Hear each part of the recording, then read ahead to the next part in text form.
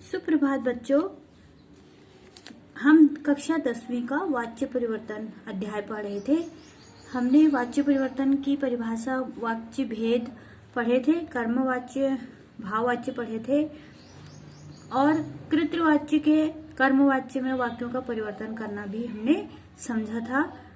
और कर्तृवाच्य से भाववाच्य में परिवर्तन करना आज हम वाक्यों को देखेंगे कि किस तरह से कर्तृवाच्य के वाक्यों को भाववाच्यों में परिवर्तित किया जा सकता है। उसमें कर्तृवाच्य वाक्यों में आए कर्ता के साथ से अथवा द्वारा विभक्ति जोड़कर भाववाच्य वाक्य बनाया जाता है।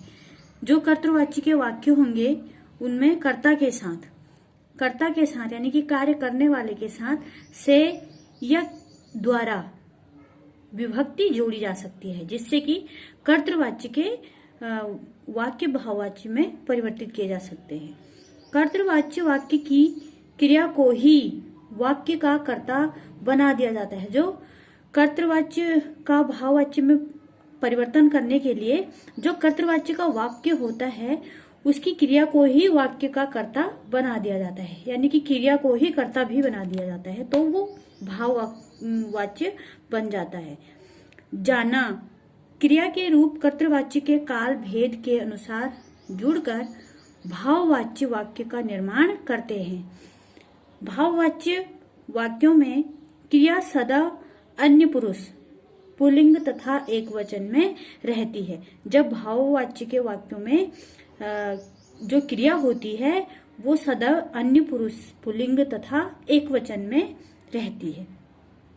लिंग उसमें पुल्लिंग होगा और अन्य पुरुष होगा और वचन एक वचन होगा, तो वह भाववाच्य का उदाहरण होगा।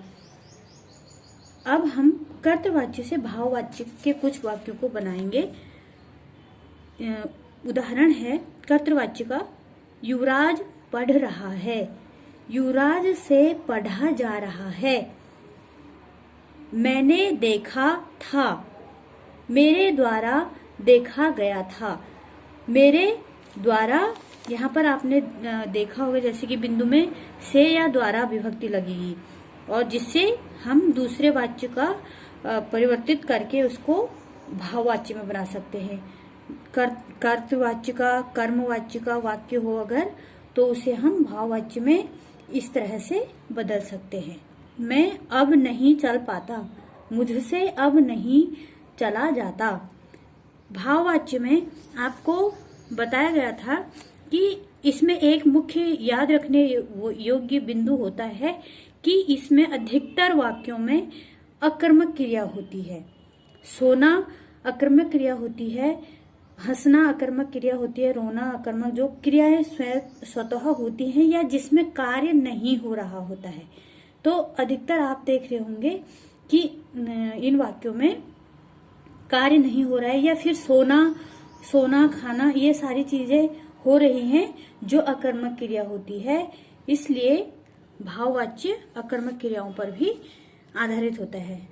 और जैसे एक उदाहरण है, सारा संसार निस्तब्धता में सोया है, सारे संसार से निस्तब्धता में सोया जा रहा है। सोना अकर्मक क्रिया होती है।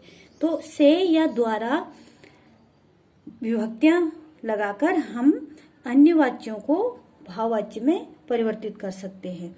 अन्य भी कुछ योग्य स्मरणीय तथ्य हैं जिनको हमें जिन बिंदुओं का पता होना चाहिए कि किन किन बिंदुओं को ध्यान में रखकर हम वाच्यों के वाक्यों का परिवर्तन उनका कर सकते हैं।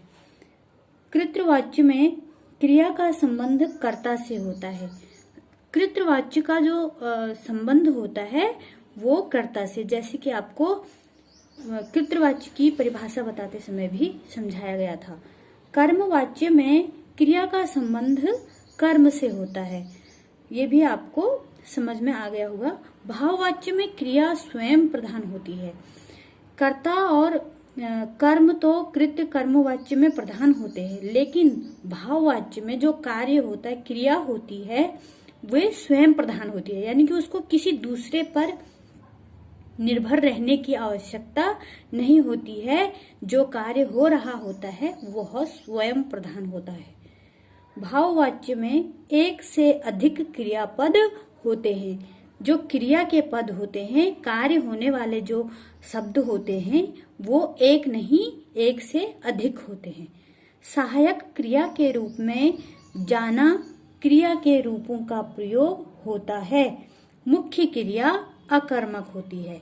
जो मुख्य क्रिया होती है यानी कि वाक्य में जिस क्रिया का होना आवश्यक होता है वह अकर्मक होती है। यानी कि कार्य करने का हमको बोध तो होता है परंतु कार्य अधिकतर नहीं हो रहा होता है, तो मुख्य क्रिया इसमें अकर्मक होती है। और सहायक क्रिया के रूप में जाना क्रिया शब्द के स्वरूपों का प्रयोग अधिकतर भाववाच्य के वाक्यों में किया जाता है।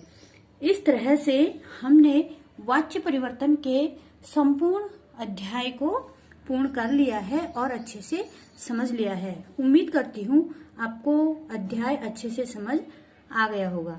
धन्यवाद।